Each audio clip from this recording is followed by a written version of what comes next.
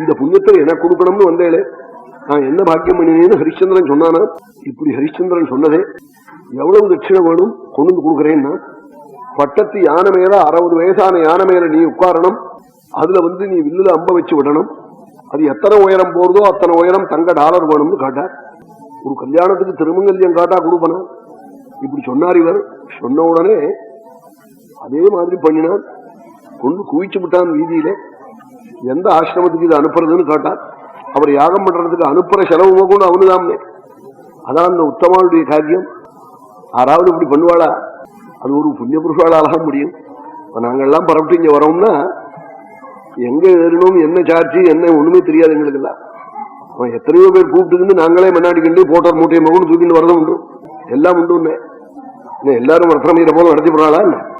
ஒரு கவலை இல்லாம, ஒரு விசாரம் இல்லாம மைசூர் மகாராஜாக்காக அன்னைக்கு எல்லா இதுவும் டிக்கெட் எல்லாம் மாறி போயிடுத்து, எல்லாம் பறக்குறது அங்க பெரிய ஆட்கள்லாம். ஒரு கவலை இல்லாம நாங்க பாட்டுக்கு பஸ் கிளாஸ்ல சௌகரியமா தூங்கிட்டு வந்தோம்னு. அது சில புண்ணிய புருஷாளுக்கு தான் முடியும். அவளை பத்தி சொல்லலைன்னா கிருத்தஜதைக்கு ஹானி வரும்.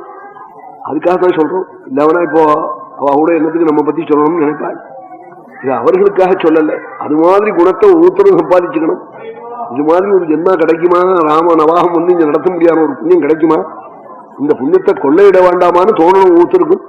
இதை ஒருத்தரையே அடிச்சுன்னு போயிடுறதா இந்த புண்ணியத்தை, எல்லாரும் இதுல பங்கு போட்டுக்கணும்னு அப்படி தோணி அன்னதானம் எத்தனை அழகா நடத்துற. ரொம்ப பெரிய முறையில அன்னதானம் நடக்குது. பரவாயில்ல, அங்க போஜனம் பண்ணிக்கணும். காலம்பர பாராயணம், ராத்திரி சிரவணம், திவ்யமான ராமகானம், எவ்வளவு அழகான முறையில ஏற்பாடு பண்ணியிருக்காள். இந்த சந்தர்ப்பத்தை விடவே விடாது. இது மாதிரி ஒரு சந்தர்ப்பம் கிடைக்காது. ராமனுடைய சந்நிதியில நடக்கிறது கோட்டி நவாகத்துக்கு சமானம். அவன் காலம்பரம் ஒரு நாளைக்கு பாராயணம் கேட்டுவா. அயோத்தியாய காண்டத்தை காட்டா சர்வதுக்க பிரசமனம்ங்கிறாள்.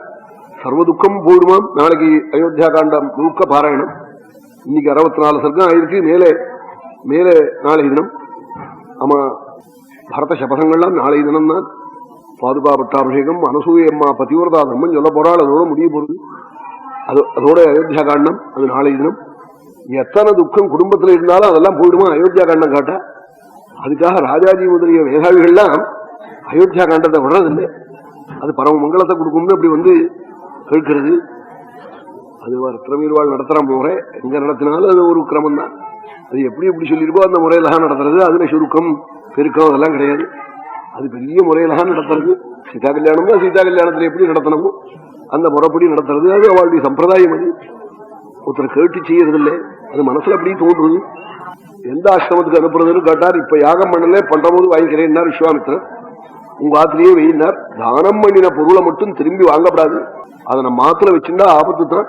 கன்னிக்கையை தவிர அவளும் சீக்கிரம் பரப்பண்ணமே எதிர்த்து ஆத்திலேயே வச்சுக்கிட்டு இருந்தா பர்த்தாவோட சேர்த்து வைக்கலன்னா அதுவும் தப்பு தான். தானம் பண்ணின பசுமாட்டை நம்ம மாத்திர பத்தினா வச்சுட்டாக்க அது சொரன்னு நிறைய கறக்க ஆரம்பிச்ச உடனே சாட்சிகளுக்கு இந்த மாட்டை கொடுக்கறதான்னு தோணி போயிடும். அது புண்ணியாத்மாக்களா இருக்கிறவாள். அதுல என்ன கணக்கு என்ன? அது நல்ல மாடாத்தான் இருக்கணும். அது சாட்சிகளுக்கு அப்படித்தான் கொடுக்கணும்னு அப்படின்னு நினைப்பாள். அது சில புண்ணிய புருஷர்களுக்கு அப்படி தோணும். எல்லாருக்கும் அப்படி தோணாது. இந்த பெரியவர் சொல்ற போது நான் எடுத்து வச்சுக்க மாட்டேன்னு சொல்ல முடியுமா? அந்த பவுன முழுக்க டாலர் முழுக்க எடுத்து உள்ள வச்சான். பெரிய புக்ஷன்ல கொட்டி வச்சிருந்தான். குதிரையில நெல்லு கொட்டுறா போல.